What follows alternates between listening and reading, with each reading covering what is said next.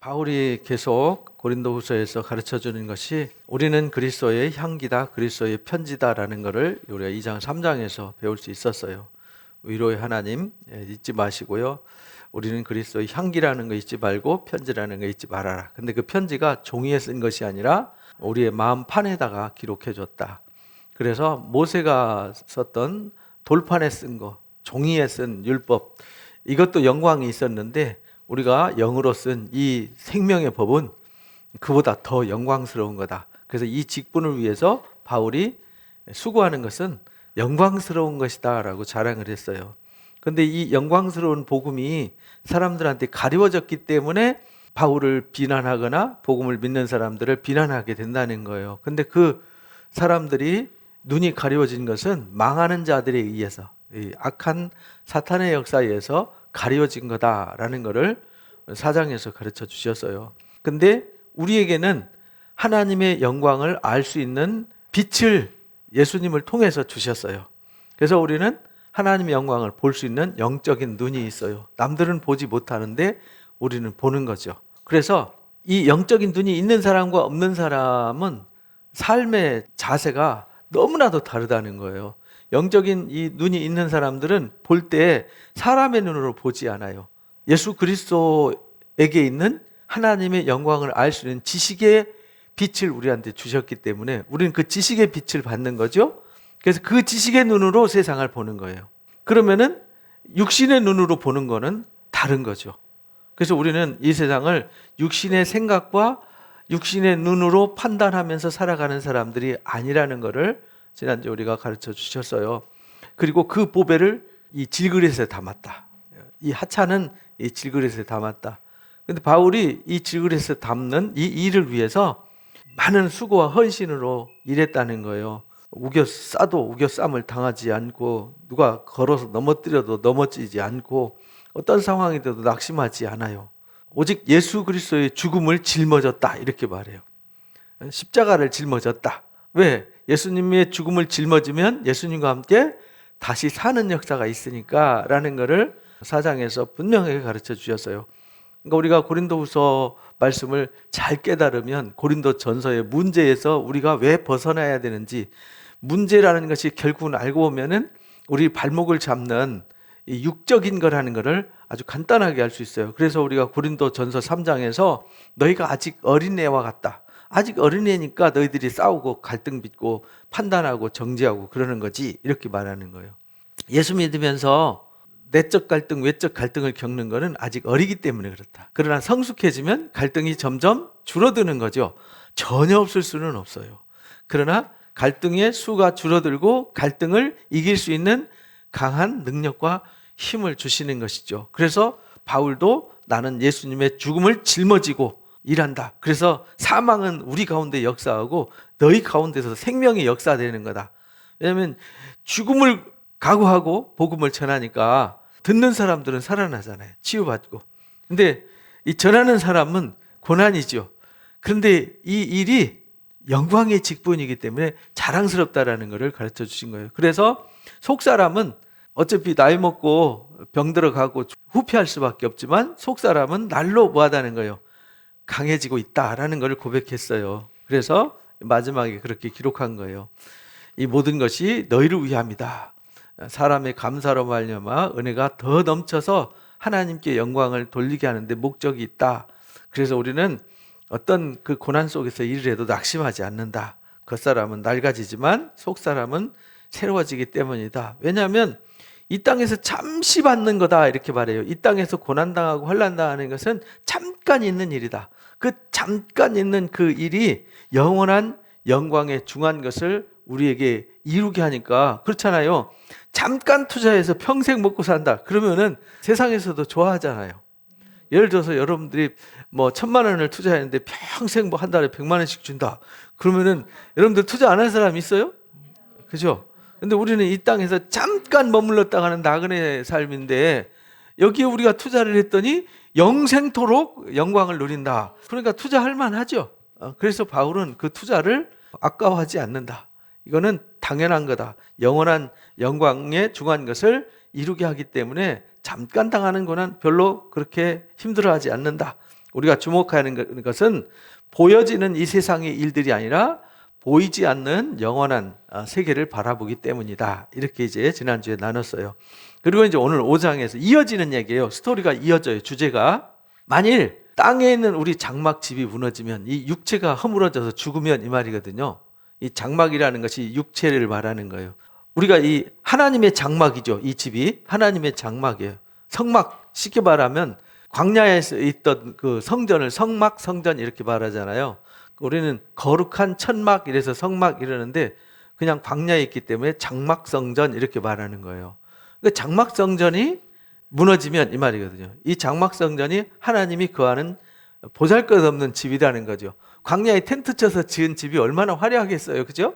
별 볼 일 없는 집이지만 그 집이 하나님이 거하기 때문에 그 집이 귀한 거죠.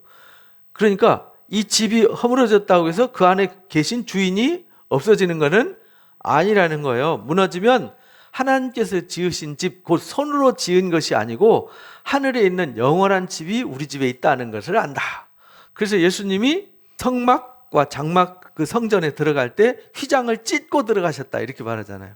휘장을 찢었다는 말은 누구든지 예수님의 이름으로 하나님께 나아갈 수 있도록. 그 이전에는 대제사장만 1년에 한 번 들어갈 수 있었어요. 근데 지금은 예수님의 이름으로 누구든지 하나님께 나아갈 수 있고 하나님께 직고하잖아요. 이런 은혜가 선물 되어지게 된 것이죠. 우리가 성막의 이야기를 통해서 배웠는데 나중에 이제 성막에 대해서 다시 한번 여러분들한테 상세히 가르쳐 줄 겁니다. 왜냐하면 성막과 성전 이야기를 모르면 예수님을 이해하는 데 어려움이 있어요. 그리고 오늘날 우리가 예배하는 이 예배에 대한 개념 이해가 어렵습니다. 성막과 성전과 예수님과 예배, 이거는 하나예요. 그게 이제 요한계시록에 그대로 나오는 거거든요. 참으로 우리가 여기 있어서 탄식한다 이렇게 말해요. 이 장막집에 머물러 있는 동안 우리 탄식한다. 왜냐하면 육신의 아래 살기 때문에 항상 고민이 있는 거죠. 문제가 있는 거죠. 아픔이 있는 거죠. 갈등이 있는 거죠. 풀어야 될 숙제가 있는 거죠. 그러니까 탄식할 수밖에. 근데 탄식하며 하늘로부터 오는 우리 처소를 덧입기를 간절히 사모한다.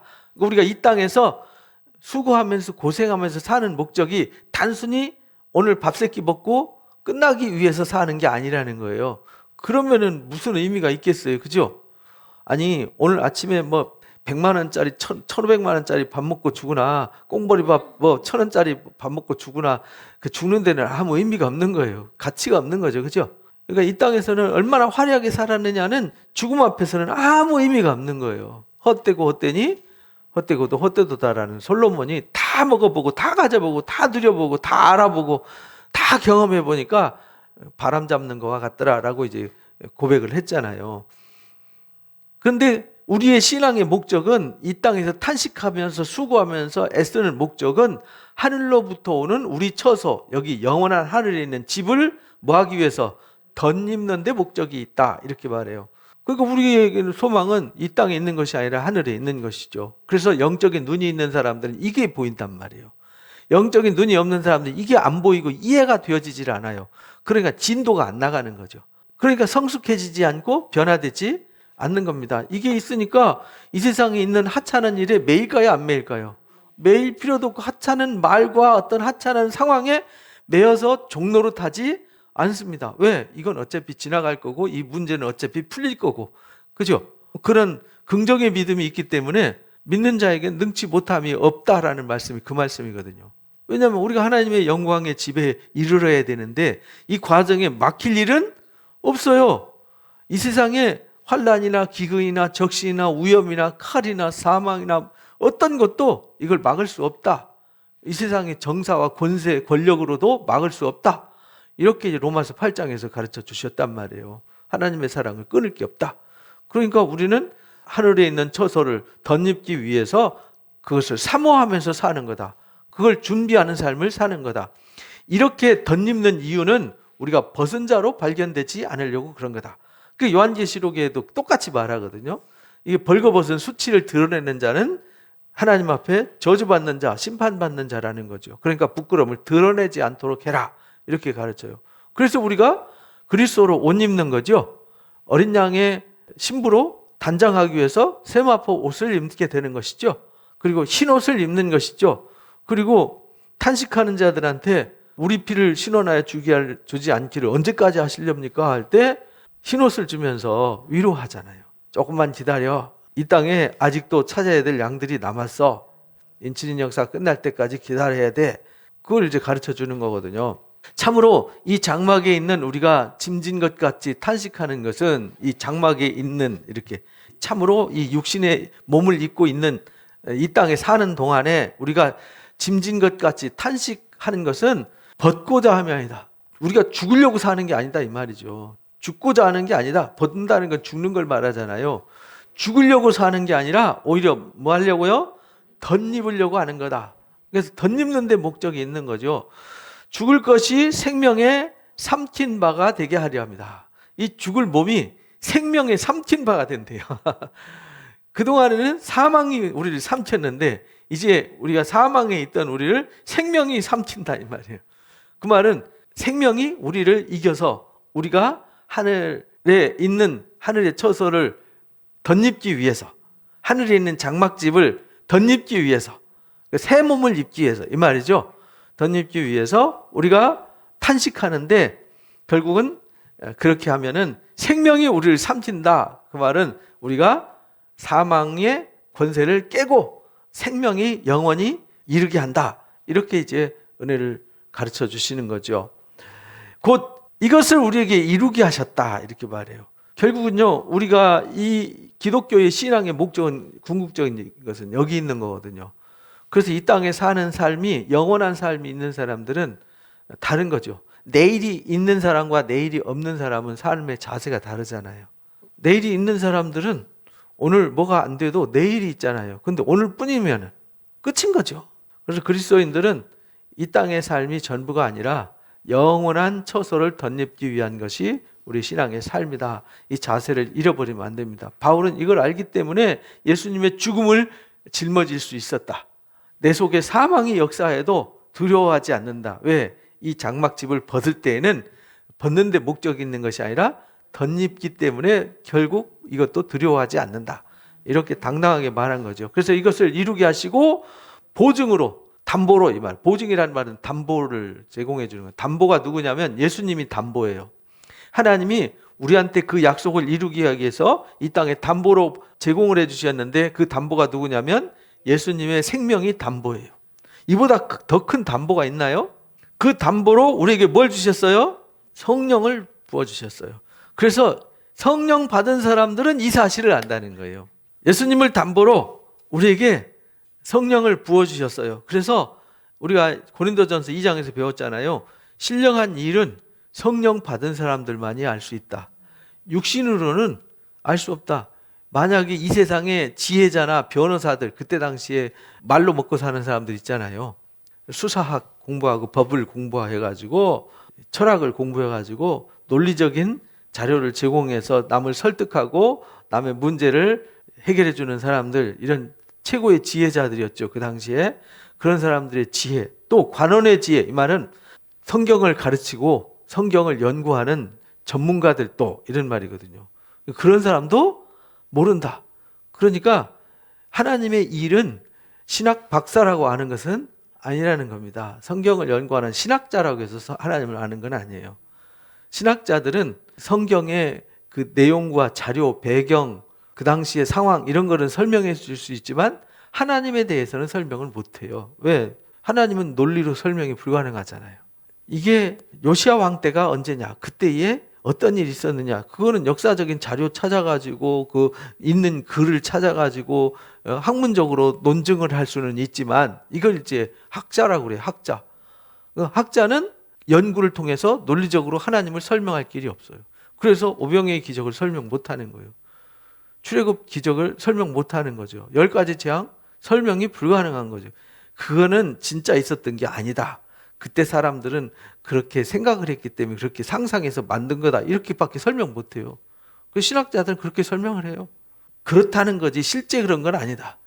어떻게 안진뱅이가 태어나면서부터 한번 걸어보지도 못한 사람이 걸을 수 있냐?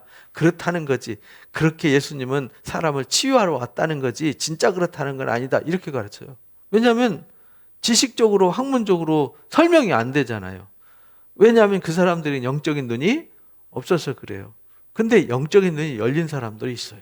독일에서 공부하고 계신 어떤 교수님, 제가 잘 아시는 교수님이 계신데 그분이 그랬어요. 그래서 인권운동 상당히 많이 하시고 그랬는데 어느 날 깨달았어요. 그래서 다 내려놓으시고 이제 눈이 떠지니까 이게 진짜 하나님이 이렇게 하셨구나 라는 걸 경험하고 나니까 설명 못하던 것이 설명 가능하게 된 거죠.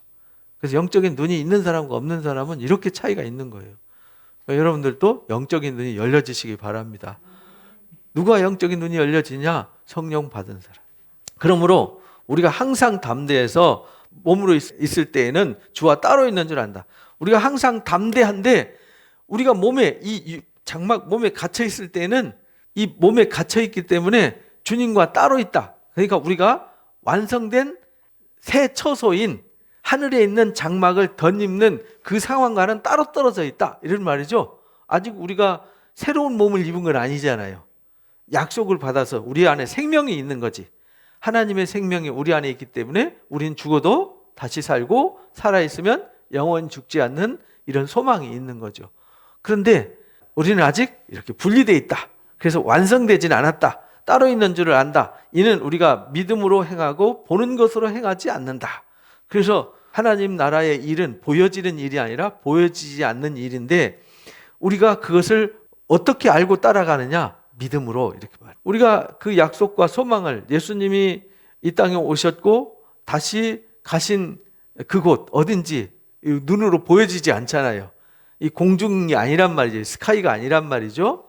영적인 차원의 세계로 가신 것이지 옛날에는 1층천, 2층천, 3층천이 있다고 생각을 했어요. 유대인들은. 그러니까 셋째 하늘까지 그래서 바울이 이끌려갔다 이렇게 설명할 때 바울이 설명할 땐 첫째 하늘, 둘째 하늘도 있나? 셋째 하늘도 있나? 그 말은 바울이 내가 사람들이 생각하는 차원 밖에 갔다 왔다 이런 말이거든요. 왜냐하면 그 사람들이 셋째 하늘이 마지막이라고 생각했으니까. 그러니까 그런 차원이 다른 세계를 우리가 볼 수 있는 눈이 있어야 되는데 그 볼 수 있는 눈은 사람의 지식의 눈으로는 볼 수 없어요. 그래서 우리가 그것을 뭘로만 볼 수 있느냐? 믿음으로만 볼 수 있어요. 그래서 하나님께서 믿는 자들에게 성령을 부어주시는 거예요. 그래서 사도들이 복음을 전할 때 말씀을 전할 때 그들이 믿잖아요. 믿을 때 뭐가 부어졌어요? 성령이 부어주셔서 그들이 믿을 수 없는 주님을 믿고 영접하게 되는 거죠. 그래서 예수님이 이 땅에 오셨다가 가신 그 차원이 다른 세계는 영적인 눈으로 믿음으로만 볼 수 있고 알 수 있는 거예요. 육신의 눈으로는 도저히 볼 수 없는 겁니다. 그러니까 지금 바울이 가르치는 이 말씀이 굉장히 어려운 말씀입니다. 이해가 안 되는 말씀이죠. 그러나 영적인 눈이 떠진 사람이 볼 때는 너무 신묘한 거죠. 너무 신묘막측한 역사란 말이죠. 우리가 담대히 원하는 바는 바울이 원하는 바는 차라리 몸을 떠나서 주와 함께 있는 그것이다. 바울의 소망은요. 바울은 주님을 셋째 하늘까지 이끌려가서 주님을 만났고 영적인 체험을 했고 주님의 음성을 들었고 주님의 친히 가르침을 받았기 때문에 바울은 늘 제일 기쁠 때가 언제냐면 주님과 함께 있을 때예요. 그래서 바울은 늘 엎드려 기도한 이유는 주님을 만날 때 치유받고 회복되어지고 위로받고 힘을 얻기 때문에 주님을 가까이 하는 거예요. 우리가 왜 기도하냐면 기도하는 사람들은 늘 기도하잖아요. 왜 기도하냐면 주님 만나는 것보다 기쁜 일이 없으니까 기도하는 거예요. 주님 만나는 일이 위로가 되고 힘이 되니까 기도하는 거예요. 그렇잖아요. 문제가 있어도 고민이 있어도 아픔이 있어도 그걸 들어주시고 해결해 주시고 또 길을 열어주시고 인도해 주시는 분이 계시기 때문에 기도하는 거예요. 근데 기도 왜 안 하냐? 주님을 의지하는 것보다 내 생각이 더 옳고 사람들을 의지하는 게 더 좋다고 생각하기 때문에 기도 안 하고 사람들 찾아다니고 사람한테 말하게 되는 거죠. 차이가 이렇게 나는 거예요.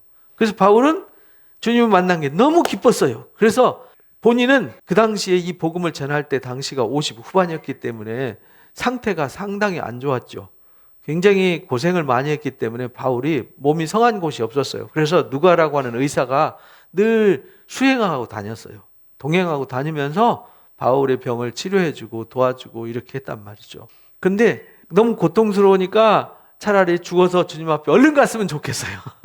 그게 바울의 소망이에요. 그와 함께 있는 그것이라. 그런즉 우리는 몸으로 있든지 떠나 있든지 항상 주를 뭐하게 하는 자가 돼야 돼요? 기쁘시게 하는 자가 되기를 힘쓴다. 이렇게 내가 몸에 있든지 몸을 떠나 있든지 항상 주님을 기쁘게 하고 주님의 기쁨이 되기를 바란다. 우리가 주님을 기쁘시게 하기도 하고 내가 주님의 기쁨이 되기도 해야 되는 거예요. 그러니까 내가 하는 일은 주님을 기쁘시게 하는 일이 돼야 되고 나는 나 자신을 하나님의 기쁨이 되게 만들어야 되는 거죠. 그래서 바울은 무엇을 하든지 그런 자세로 일했다라는 거예요. 이는 우리가 다 반드시 그리스도의 심판대 앞에 서게 된다라는 사실 때문이다. 이렇게 말해요. 바울은 늘 하나님은 반드시 심판하시는 하나님이라는 걸 알아요. 무슨 말이냐면 이거는요. 학자들이 알지 못하는 거는요. 학자들은 이 세상의 어떤 윤리나 도덕이나 철학으로 판단을 하거든요. 학자들은. 근데 하나님의 판단은 그런 판단이 아니잖아요. 그게 기준이 아니잖아요. 사람의 도덕과 윤리가 기준이 아니라고요. 하나님이 기준인데 그 하나님의 기준이 공의와 정의라고 지난주에 우리가 말씀을 들었잖아요. 그러니까 하나님의 공의와 정의가 이게 기준이지 사람의 기준은 다 달라요. 70억 명의 인구의 기준이 다 다르다 그랬잖아요. 생각이 다 다르고. 근데 하나님의 심판대 앞에 선다는 말은 무슨 말이냐면 어둠에 속한 자와 빛에 속한 자를 구별하신다는 거예요. 그 구별을 뭐라고 말하냐면 심판 이렇게 말해요. 그러니까 하나님 앞에 가면 죄 아래 있는 사람들은 갈 수 없어요. 왜? 어둠은 빛 앞에 설 수가 없거든요. 그래서 우리가 빛을 옷 입는 거잖아요. 영광을 아는 빛을 우리에게 비추셨다 그랬잖아요. 그러니까 우리가 그 영광을 아는 빛을 비추어서 우리 안에 있는 죄와 어둠을 씻어버리는 거죠. 그게 뭘로 가능하냐? 십자가로만 가능한 거예요. 십자가 보혈의 능력으로만 죄가 사해져요. 그러니까 그거는 십자가 보혈의 피는 언제 우리 가운데 흐르냐? 믿음으로만 돼요. 그 사실을 믿고 주의 말씀이 곧 주님의 몸임을, 그래서 내 떡을 먹어야 된다 이렇게 말씀하셨잖아요. 주님의 살과 피를 먹어야 되는데 그 주님의 살과 피가 뭐냐면 주님의 말씀이란 말이에요. 우리가 주님의 말씀을 들을 때 내 안에 뭐가 흐르냐면 보혈이 흐르는 거예요. 그래서 죄와 더러움이 씻어지는 거죠. 그런데 1년 내내 성경 한 번도 안 읽고 성경도 배운 적도 없고 듣지도 않고 주일날 와서 졸다만 가고 어쩌다 한 번씩 얼굴 내밀고 그런 사람 속에 어둠이 씻어질까요? 그런 사람들 하나님 앞에 설 수가 없어요. 자동으로 가면 하나님이 세워놔놓고 너 이놈 왜 지어졌어 이렇게 심판하는 게 아니라 그런 사람들은 아예 하나님 앞에 갈 수 없어요. 그냥 알아서 소멸되어지고 알아서 심판받는 거예요. 그래서 하나님 앞에 서는 사람들은 구별된 흰옷 입은 사람들만 서지게 되는 겁니다. 그래서 심판대 앞에 나타나게 돼서 각각 선악간에 그 몸으로 뭐한 것을 행한 것을 따라 심판을 받게 되는 거다. 그러니까 행한 것이 뭐냐면 주님을 믿는 것 그리고 주님의 말씀을 따라간 것, 이것이 결국은 순종이잖아요. 순종하는 자들. 그래서 로마서 6장에 누구든지 순종하는 자의 종이 된다는 걸 알지 못하니 죄에 순종하는 자는 죄의 종이 되고 의에 순종하는 자들은 의의 종이 되는 거야. 그러니까 우리는 육체의 몸을 죄에 내어주지 말고 의에게 내어줘야 돼. 이렇게 이제 바울이 로마서 6장에서 가르쳐 준 거예요. 우리는 주의 두려우심을 안다. 그러니까 이미 예수님이 요한복음 3장에서는 뭐라고 말씀하시냐면 예수님이 십자가 지러 오신 이유는 하나님이 세상을 이처럼 사랑하사 독생자를 주신 이유는 그를 믿는 자마다 멸망치 않고 영생을 얻게 하려 하십니다. 우린 여기까지만 외워요. 그죠? 그 다음 17절에는 뭐라고 기록되어 있냐면 나는 심판하러 오지 않고 구원하러 왔다. 근데 믿지 않는 자들은 이미 믿지 아니함으로 뭘 받았어요?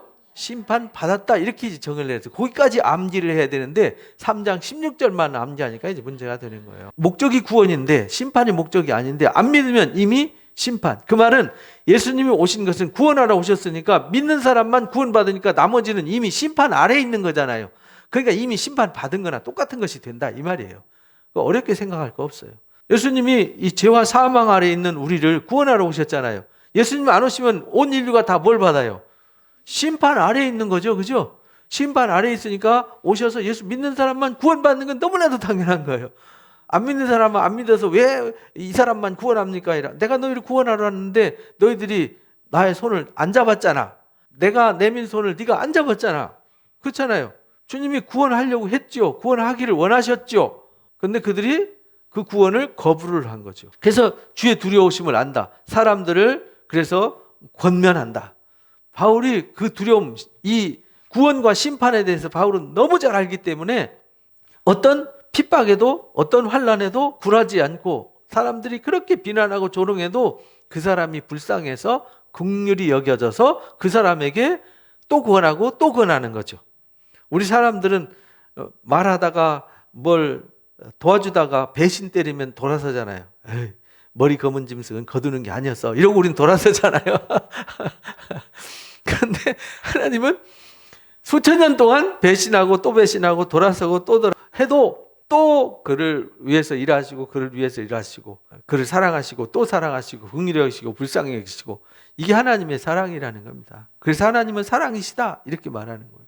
사람들 권면하거든요. 우리가 하나님 앞에 알려졌으니 너희 양심에도 알려지기를 바란다. 그러니까 바울이 그렇게 알려졌다는 거예요. 이 복음을 전해서 핍박과 환난 속에서도 이 사람들을 구원하고 회복시키고 이 사람들을 세우기 위해서 바울이 헌신적으로 일하는데 그 사실이 하나님 앞에 알려졌다는 거예요. 그리고 너희 양심에도 알려지기를 바란다. 너희들 또 마음으로 이 사실을 깨닫기를 바란다 이 말이에요. 우리가 복음을 들으면 마음으로 이 사실을 깨달아야 되는데 말씀을 사람의 말로 알아듣는 어리석음이 있으면 제가 지금 말하는 게 제 얘기하는 게 아니잖아요. 다 성경에 있는 주의 말씀 또 바울을 통해서 말씀하신 성령의 음성을 대신 가르쳐 주는 거지 제 얘기를 가르치는 게 아니잖아요. 그래서 데살로니가 교인들이 데살로니가 전서 1장에 보면 그들에게 능력이 나타났어요. 왜 능력이 나타났냐면 바울이 복음을 전할 때 사람의 말로 받지 않고 뭘로 받았어요? 하나님의 말씀으로 받았기 때문에 놀랍도록 큰 능력이 나타난 거예요. 능력과 성령과 확신으로 임했다 이렇게 말해요. 그러니까 능력도 성령도 확신도 뭘로 되냐면 하나님의 말씀을 믿는 그 믿음으로 이렇게 되는 겁니다. 우리가 다시 너에게 자천하는 게 아니다. 그래서 바울이 고린도 교인들한테 나를 다시 알아달라, 나 이렇게 대단한 사람이야, 이거 알아달라 이렇게 말하는 게 아니고 오직 우리로 말미암아 자랑할 기회를 너희한테 주려고 그러는 거다. 그래서 바울을 만난 것이 얼마나 큰 축복이고 바울을 통해서 이런 복음의 소식을 듣게 된다는 것이 얼마나 귀한 것인지를 알게 하는 거다. 이 바울을 통해서 복음을 전하고 가르치니 가르침이 너무 심오해서 읽어도 그 깊이를 알 수가 없어요. 너무 심오하죠. 그래서 항상 저는 청년 때부터 바울을 모델로 삼고 바울 같은 사람이 되고 싶다. 바울같이 돼야 된다. 사람들한테 바울의 가르침 막 이렇게 외쳐왔었는데 그 바울의 가르침이 그 누구의 가르침이냐면 예수 그리스도의 가르침이란 말이죠. 그래서 우리가 자랑할 게 있어야 되잖아요. 우리 주님을 자랑하고 우리 하나님을 자랑하고 사도들을 자랑하고 의인들을 자랑하고 그럼 또 우리 교회도 자랑해야 되잖아요. 뭘 자랑해야 되나요? 말씀을 자랑해야 되죠. 그렇죠? 우리 교회는 이렇게 말씀이 있습니다. 우리 교회는 오면은 이런 말씀을 들을 수 있습니다. 저랑 그거 있어야지. 우리 교회는 이렇게 화려한 건물이 뭐 몇 층짜리입니다. 우리는 땅이 몇 평입니다. 뭐 금액으로 치면 몇 천억짜리입니다. 그거 자랑해봤자 그 건물이 그들에게 주는 것은 아무것도 없어요. 아 좋네라는 건 줄 수 있지만 그들의 영적인 일에는 아무 유익을 줄 수 없어요. 그래서 우리가 자랑하는 것은 보여지는 외형적인 것 자랑하지 말라는 거예요. 우리는 하나님의 말씀을 자랑해야 된다. 그래서 바울이 그들에게 가르쳤던 그 가르침을 듣고 야 우리가 귀한 거 배웠구나. 이 놀라운 사실을 그 당시에는 우리처럼 성경이 있던 시대도 아니잖아요. 구약 성경밖에 없던 시대니까 바울이 이 놀라운 해석과 가르침을 가르쳐 줄 때 정말 놀라운 일이었죠. 그래서 너에게 주어 마음으로 하지 않고 외모로 하는 자들에게 대답을 하게 하려고 하는 거다. 그러니까 외모를 자랑하는 사람들, 뭐 추천서 내가 있다, 내가 그래도 예루살렘에서 몇 년 동안 살았는데 뭐 하면서 자기 이력이나 자랑하고 자기 외형적인 것만 자랑하는 그 사람들, 예루살렘에 가면 그 성전이 얼마나 큰지 알아? 예루살렘에 가면 교회가 얼마나 대단한지 알아? 막 이런 거 자랑하는 사람 있잖아요. 그거 다 아무것도 아니라는 거예요. 뭐 우리 교회는 성도가 50만이야, 100만이야, 그거 자랑한 거 아무 의미 없어요. 그거 자랑해서 뭐 하게요? 아무 의미가 없는 거예요. 그래서 외모를 자랑하는 자들한테 대답할 기회를 주려고 그런 거다. 그러니까 이 사실을 우리가 복음을 들어서 진리를 깨달으면 우리는 내가 자랑할 것이 눈에 보여지는 이런 것을 자랑할 게 아니라 우리가 이 진리를 자랑해야 되는 거구나. 우리 주님을 자랑해야 되고 우리 말씀을 자랑하는 사람들이 돼야 되는구나. 이걸 이제 바울이 깨우쳐 줬어요. 그래서 우리가 겉사람은 후패하지만 속사람은 날로 새로워지는 것을 자랑해야 된다. 그리고 우리가 이제 이 세상에 있는 것을 벗고자 하는 것은 새로운 것을 덧입고자 합니다. 그래서 우리는 새로운 것을 덧입기 위해서 벗는 거죠. 그래서 성경에서 계속 가르치는 게 뭐냐면 옛것은 벗어버려라. 옛것은 내려놔라. 벗어버리고 내려놓으면 뻘거벗은 채로 돌아다니는 거냐? 그게 아니라 새 것을 덧입기 위함이다. 이렇게 가르쳐요. 그러니까 우리가요, 버리지 않으면 새 것을 얻을 수가 없어요. 여러분들이 신앙생활 하면서 버려야 될 게 있어요. 근데 빨리 버려야 돼요. 근데 버리는 건요, 나 스스로 안 버려져요. 그릇을 비워야 되는데 이 그릇은요, 스스로 못 비워요. 비우는 자에 의해서 비워야 되는 거죠. 우리가 와서 말씀을 듣고 은혜 받을 때 나도 모르는 사이에 기름이 부어지고 옛것은 비워진단 말이에요. 벗어야지 하고 집에서 100번 외쳐봤자 안 벗어져요. 그냥 벗으려고 하지 말고 와서 덧입으면 자동으로 벗겨져요. 그러니까 열심히 보고 듣고 배우고 묵상하고 깨달으시기 바랍니다. 그러면요, 덧입어져요. 그리고 자랑할 게 바뀌어요. 명품을 자랑하지 않고 내가 세상에서 잘 나가는 거 자랑하지 않고 누굴 자랑하겠어요? 예수님을 자랑하고 진리를 자랑하는 사람이 되는 것이죠. 만일 우리가 미쳤어도 하나님 위한 거다. 내가 남들이 저 양반 미쳤어 해도 하나님 때문에 미친 거예요. 하나님의 사랑과 은혜에 미친 거지요. 정신이 온전해도 너희를 위한 거다. 하나님을 향해서 남들이 볼 땐 미쳤지만 바울의 이 사람들을 대할 때는 온전하잖아요. 주님을 닮아서. 내가 온전한 이유는 너희를 온전하게 하려고 하는 거다. 우리가 하나님을 향해서는 남들이 볼 땐 미친 거죠. 왜? 그 당시에는 보이지 않는 하나님을 믿었잖아요. 그 당시에 신전에 가면 누가 있었죠? 신이 있었어요. 형상이 있는 신이 있었고 신전이 있는데 예수 믿는 사람들은 신전도 없어요. 그죠? 어떤 형상도 없어요. 그러니까 아무것도 없는데 섬겨요.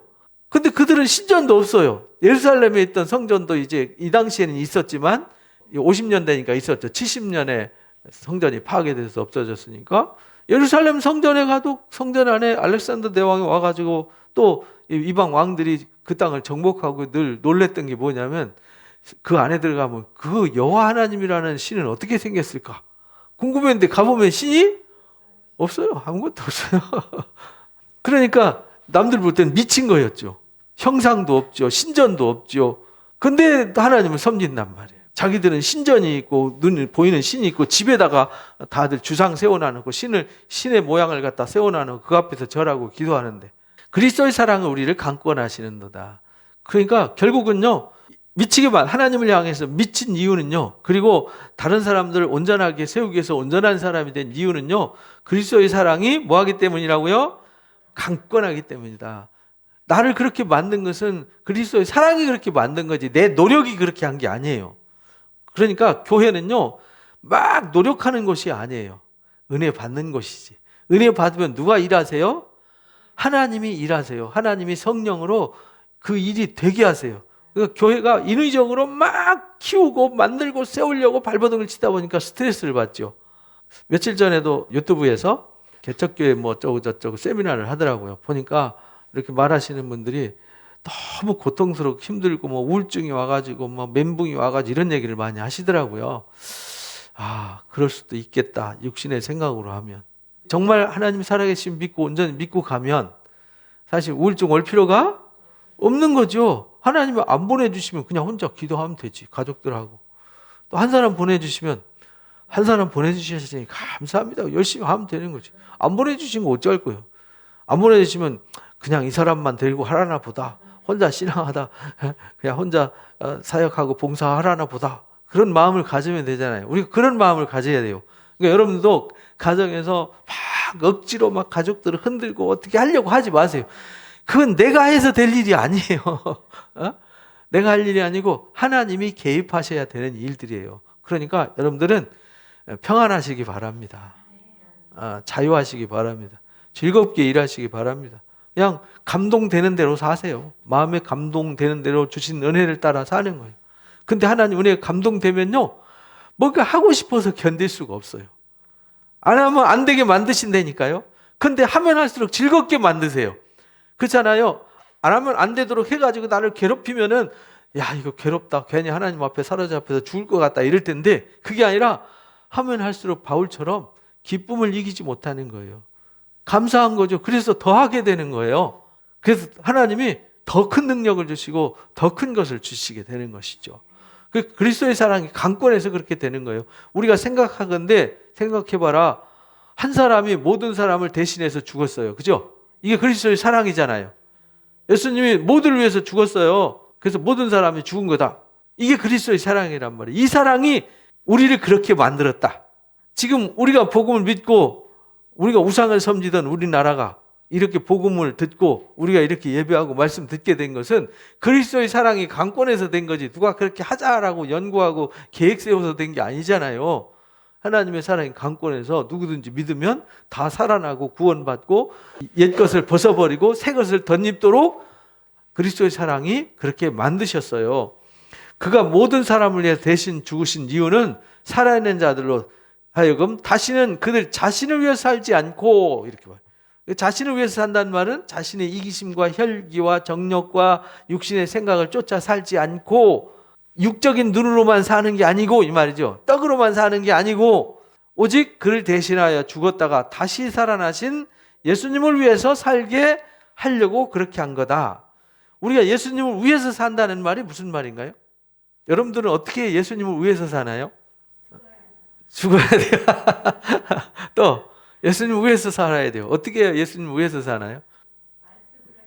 말씀으로 순종해야죠. 왜 말씀에 순종해야 되나요? 말씀이 하나님이고 하나님 말씀을 순종해야 되고 예. 예수님께서 사랑으로 돌아가셨기 때문에 예. 나는 듣고 내 속에서 하나님 말씀이 이제 행할 수 있게끔 도와주시는 거예요. 예, 맞습니다. 근데 더 중요한 거는 우리가 주님을 위해서 산다는 얘기는 주님이 왜 죽으셨어요? 나 살리려고 죽으셨잖아요. 그러면은 주님이 십자가 졌으니까 주님을 위하면 내가 어떻게 해야 돼요? 그죠? 내가 살아나야 되는 거죠. 내가 살아나서 내가 성숙해지고 변화되는 것이 주님을 위하는 거예요. 여러분들이 웃으면서 사는 것이 주님을 위하는 거예요. 여러분들이 감사하면서 사는 것이 주님을 위하는 거예요. 왜? 우리가 감사하도록 살기 위해서 십자가 지셨으니까, 영광을 덧입도록 하기 위해서 죽으셨으니까 우리가 영광을 덧입어야 되잖아요. 그죠? 그래서 찬송하면서 살아야 되잖아요. 그게 뭐냐? 주님을 위해서 사는 거예요. 여러분들이 항상 기뻐하고 쉬지 말고 기도하고요. 범사에 감사하면서 항상 서로 사랑하면서 위로하면서 사는 거. 그게 말씀으로 사는 거잖아요. 지사님 말씀하신 대로. 그죠? 말씀으로 사는 이유는 우리가 하나님의 목적을 이루어드리는, 주님이 이 땅 오셔서 수고하고 땀 흘린 목적을 이루어드리는 거예요. 내일 추수감사절 예배가 이 말씀 나눌 거거든요. 그러니까 우리가 주님을 위해서 사는 거예요. 그러니까 주님을 위해서 산다니까 내가 뭔가를 희생해서 업적을 이루어가지고 어떤 목적을 이루어서 주님을, 그거 아니에요. 그렇게 사니까 이제 이상하게 기독교가 변질이 되는 거예요. 여러분들이 먼저 주님의 기쁨이 되시기 바랍니다. 여러분들이 살아야 돼요. 여러분들이 변화돼야 돼요. 여러분들이 새 사람이 돼야 돼요. 여러분들이 진짜 그리스도인이 되고 주님의 제자가 돼야 돼요. 그리고 그렇게 주님의 제자로, 하나님의 아들로, 하나님의 기쁨으로 살아야 돼요. 그러면 하나님이 나를 통해서 그리스도의 사랑이 강권해서 내 가족을 구원하고 내 이웃을 구원하게 하세요. 그러므로 이제부터는 어떤 사람도 육신을 따라 알지 않는다. 그래서 이제는 우리가 육신을 따라 알지 않아요. 그죠? 비록 우리가 그리스도도 육신을 따라 알았으나 이전에는 육신으로만 생각하고 육신으로만 예수님이 누군지 어쩌니 저쩌고 지식을 알았는데 이제부터는 그와 같이 알지 않는다. 이제는 영적인 눈이 떠져서 예수님이 누구고 예수님이 우리 위해서 무엇을 하셨고 우리에게 어떤 사랑을 쏟으셨고 우리에게 어떤 목적을 가지고 일하셨고 왜 우리가 주님을 위해서 살아야 하고 이것을 이제 알았다는 거예요. 그러다 보니까 이제 육신의 판단 기준이 없어져 버리는 거죠. 지난 주일날 말씀이 그거잖아요. 내 판단 기준 가지고 있으면 항상 남을 정죄하게 되고 비난하게 되고 헐뜯게 되고 전쟁하게 되고 그래서 불행해지고, 그러나 내 기준을 버리고 기준을 주님으로 잡으면 모든 것이 주님의 공의로운 정의로운 잣대로 보게 되고 생각하고 판단하니까 다 감사한 거죠. 사고의 전환이 이루어지게 되는 거예요. 그래서 우리가 예수 믿으면 사고가 바뀌어야 돼. 패러다임이 바뀌어야 되는 거죠. 그래서 육신을 따라서 알던 육신의 잣대로 육신의 기준으로 알던 것이 이제부터는 잣대가 바뀌어서 이제 주님의 잣대로 그런즉 육신의 잣대로 있을 때는 주님이 저렇게 애쓰셨군. 주님이 엄청 희생하셨네. 이러고 끝나면 무슨 의미가 있겠어요. 그죠? 그 의미가 누구한테 나타나야 돼요? 나한테 나타나고 열매가 맺어져야 되는 것이죠. 그러니까 누구든지 그리스도 안에 있으면 새로운 뭐가 돼요? 피조물이 되었다는 거예요. 우리가 예전에는 육신대로 알아서 주님이 저렇게 일하셨군. 하나님 우리 위해서 저렇게 많이 수고하셨군. 그런데 나는 주님 따로 나 따로 이렇게 신앙하면 안 되는 거예요. 주님이 일하시고 수고하신 그 수고가 내 마음과 영혼과 삶에 다 이루어져야 되는 거예요. 이게 진리란 말이에요. 그래서 그리스도 안에 있으면, 그래서 우리가 그리스도의 사랑의 강권에서 그리스도의 사랑으로 옮겨졌으면 옛 것은 벗어버리고 새 것을 덧입어서 새로운 피조물이 되는 거예요. 저와 여러분은 새로운 피조물이 되었어요. 그것을 이제 예수님이 거듭나야 된다 이렇게 가르쳐 주셨죠. 니고데모한테 거듭나지 않으면 하나님 나라를 볼 수도 없고 들어갈 수도 없어 이렇게 말했잖아요. 그래서 우리가 거듭나면 하나님 나라를 볼 수 있어요. 그리고 들어갈 수 있어요. 오늘 이 말씀이 그 말씀입니다. 그리스도 안에 있으면 새로운 피조물이 돼요. 이전 것은 뭐였어요? 지나갔어요. 없어졌어요. 이제 새 것이 되었어요. 저와 여러분은 새 것이 되었습니다. 그러니까 헌 것으로 생각하시면 안 돼요. 그 사람은 하나님의 은혜가 단절이 돼요. 옛 것으로 생각하면 갑자기 기준 잣대를 주님이 잣대가 돼 있다가 주님 잣대 집어 던져버리고 자기 잣대 다시 잡으면 방법이 없는 거죠. 그죠? 하나님 은혜가 임할 수 있는 길이 없어지고요. 하나님의 복이 임할 수 있는 통로가 없어져 버리는 거예요. 새 것이 모든 것이 하나님께로부터 났잖아요. 그죠? 그가 그리스도로 말미암아 우리를 자기와 뭐하게 하시려고요?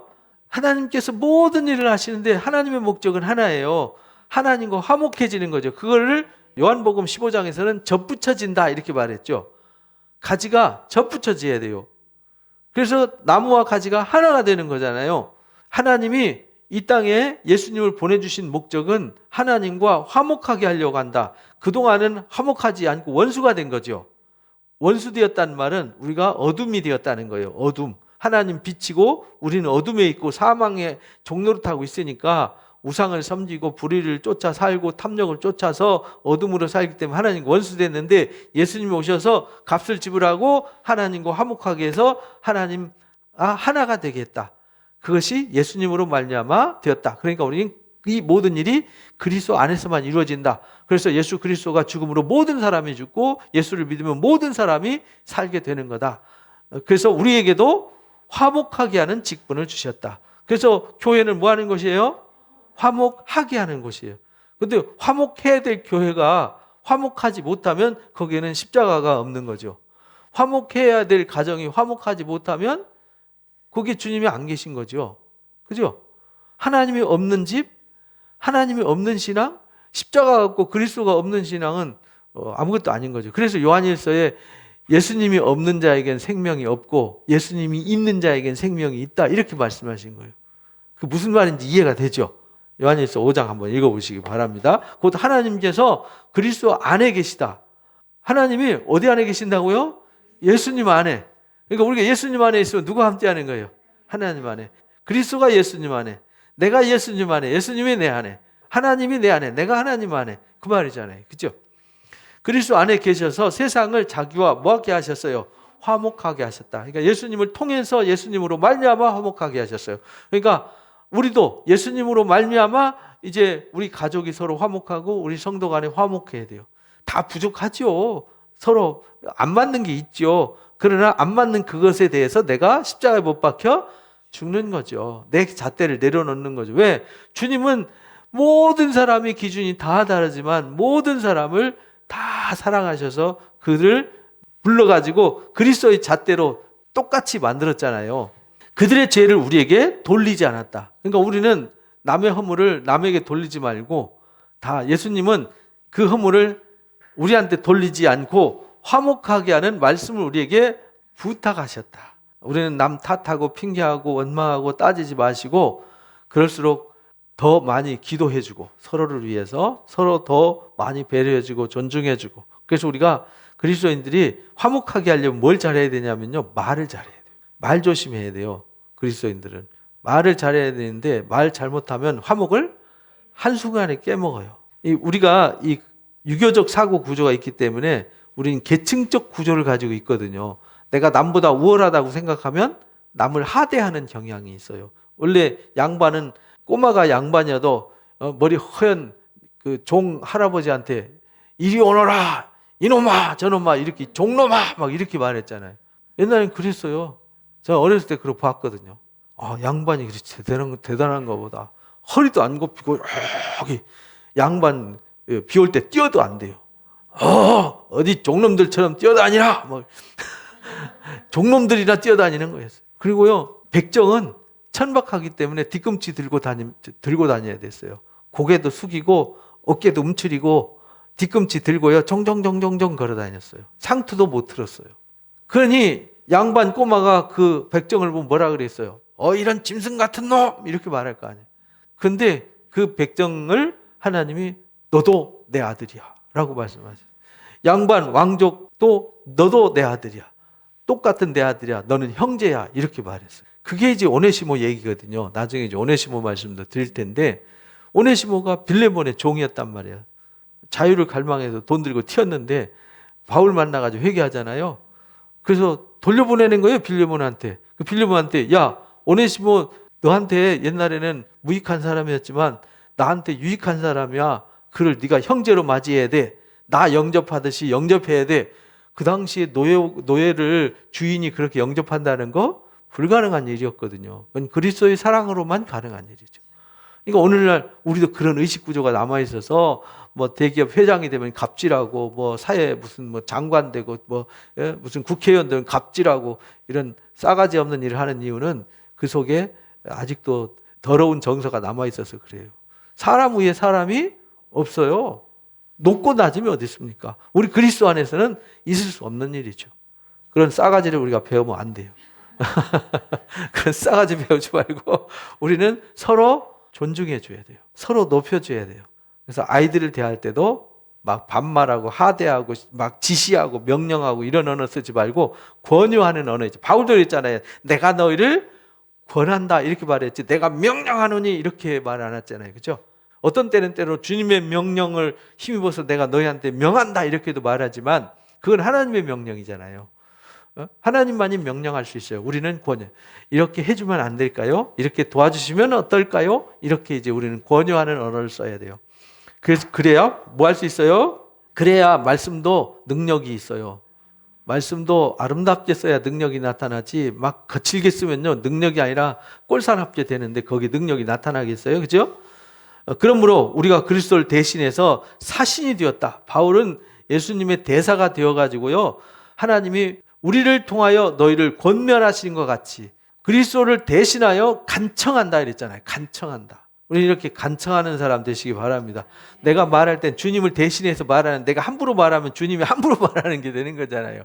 내가 남을 함부로 대하면 주님이 남을 함부로 대하는 것이 되는 거예요. 왜냐하면 우리는 예수님의 이름을 붙이고 다니고 살고 예수님을 모시고 다니는 사람들이기 때문에 어디를 가나 뭐 해야 돼요?